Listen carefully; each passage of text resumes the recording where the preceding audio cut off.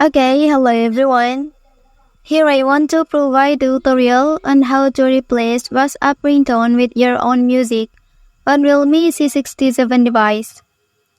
Changing the WhatsApp ringtone to their own music allows users to personalize their messaging experience.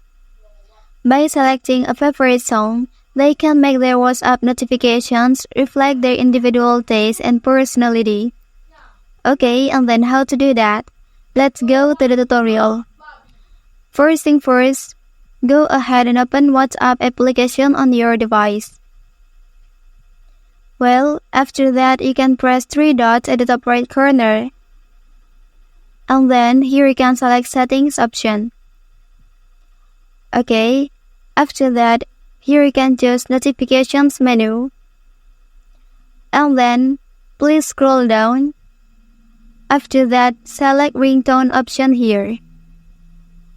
Okay, and then scroll down and click add ringtone. After that, you can select file.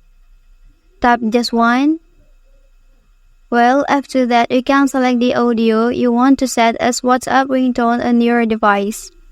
Okay, after finishing, add a music to ringtone list. You can scroll to the bottom, and then you can select the audio you just added before.